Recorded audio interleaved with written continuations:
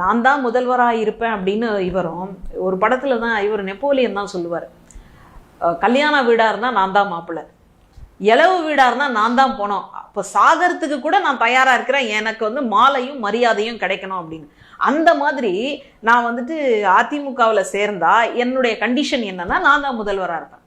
அப்போ இன்னைக்கு முளைச்ச இந்த கட்சிக்காக பாரம்பரியம் மிக்க திராவிட பண்பாடு கொண்ட ஒரு கட்சியும் அதனுடைய தலைமையும் உழைக்குமா?